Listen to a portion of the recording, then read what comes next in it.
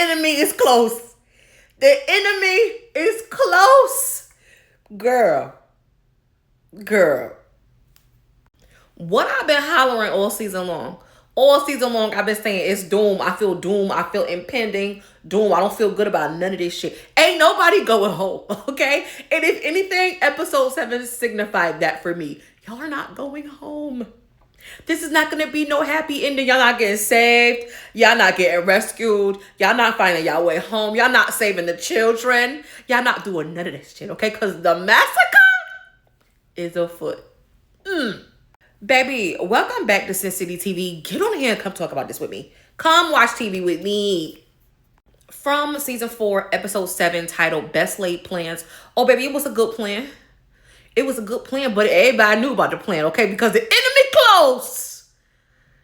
Whoo, baby, let's get into it. Can we talk about Henry real quick?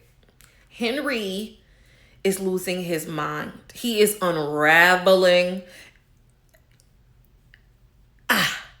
And it's been happening ever since he found out about the man in yellow and what happened to Miranda. Okay, now, remember last week, he drank the blood or whatever. And then Sophia said to him, doesn't this all feel like a nightmare? Or you know, feel like we're in a dream. Like, this is just not real. And it brought me back to what Abby said before she went on her little shooting spree. Boyd's wife, okay? I believe the same thing is happening to Henry. I believe Henry is going to crack. Is it going to be the same as what happened with Abby? I don't know. His break could look different. But I believe Henry is going to be what Abby was to the town. Because I feel like that was, I don't know, maybe supposed to be, in a sense, another massacre. I'm not saying it's all connected. I'm just, spewing my thoughts here. But I definitely feel like Henry is about to pop, especially with him having those visions of like him I don't know if him waking up in that hospital with Victor there was like him waking up from a nightmare, like from a dream. Like none of that really happened. My son is okay. We're in the real world. Like I feel like that was a fever dream or something. I don't know. But I definitely don't think that it's a good thing, because it's going to make Henry believe that maybe we are living in a nightmare. And maybe if I kill us all, we could wake up. When Boyd was telling everybody at Colony House about Tab and Jade, with Sophia standing there looking ever so clueless, with us knowing the real, it gave me so much anxiety, because it's like enemy close. Like, oh my God.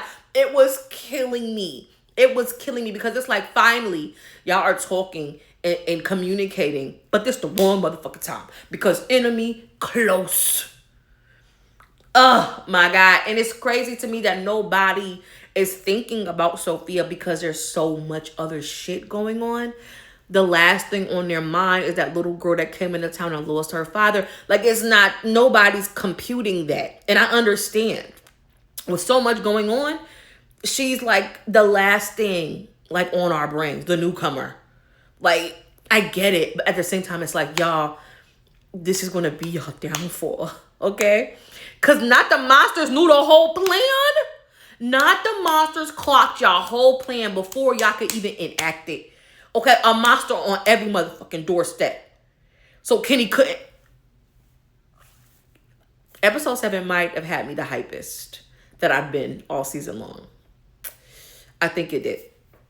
I want to talk about Muriel for a second, because, again, y'all know one of the main theories for me that's been seeping in my spirit is what happened with Muriel, Julie, and Randall in the tombs when they were, chained to the wall, screaming and everything, and the effect it had on them all individually. Muriel's effect is, I think she could feel and hear all the spirits of all the people that have died in Fromville.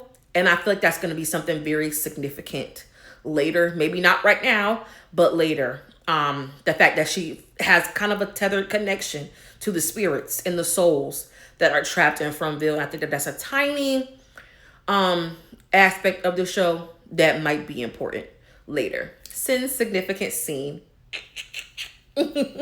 And I feel like I've said that before in my reviews, that I feel like what's happening with Muriel is important, and people might be glazing over it just because Muriel's kind of a side character, not really one of the main characters. And I know some people don't like her and blah blah, but I feel like what she's feeling is definitely going to come into play at a later time. When Boyd told Sophia the plan, everything in me just sunk to the floor. I was like, no. But I never would have guessed what she did. And I'm still trying to figure out, did she do that to scare the people at Colony House? Like, what was her drive for waking up Roger? Knowing, because at first I thought shit was going to go down at Colony House, and that was what was happening in the town was going to be a distraction because Boyd had the totem. I forgot that there were more. At first, I was like, oh shit, Boyd got that totem. She waking up Roger. He finna slaughter everybody at Colony House. Meanwhile, y'all thinking y'all doing something in the town. Like, what a distraction. So, knowing that there were more totems at Colony House and Elgin was able to use it to kill Roger, I'm like, okay, what was her main focus and point on setting him loose in Colony House? And I'm thinking it was to scare them, maybe into submission, like maybe into we gotta chill, because like Roger just came back to life and tried to kill us. Okay, so yeah, that's kind of a point. I think I need to rewatch it a few times to kind of see how I really feel about that in particular, because usually I watch the episodes at least 2 to 3 times before I do my review, but today is a busy day for me. I really don't have time, so I had to watch it just the once and get this out for y'all. I'm not even gonna be able to live tweet with you all tonight. I have to work. But yeah, I'm wondering what was Sophia's main intention with setting Roger loose on Colony House, knowing that there were more totems at the house. Yeah. And like I said, the monsters knowing the plan and hiding in wait and just like being so sassy. Okay, acting like the totem really worked. Like, oh, bitch, I'm just playing. Like, poor Kenny. When I tell y'all my palms were sweaty, knees weak. Okay, what Eminem say? Yeah, that was me. Okay, I was so nervous for Kenny. Now, let's get into the biggest shock for me in this episode. The moment that had my jaw at the floor. Fatima being able to see what Smiley was seeing. Baby, when I tell you my jaw dropped. My jaw dropped. I was like, wait a minute. Because now my question is, do the monsters or like the man in yellow, whatever, know that she was going to have this ability? Because obviously they reincarnated Smiley for a reason. I don't pick Fatima for a reason. So were they aware that she was going to have this kind of connection to him after said reincarnation? And is it a good thing? Is it something that they know? Or is it something that they did not know could happen? Because of maybe Fatima's faith? I don't know. But baby, it shocked me, blew me, tripped me up. I was like, bitch. And then when she yelled, stop, and Smiley stopped.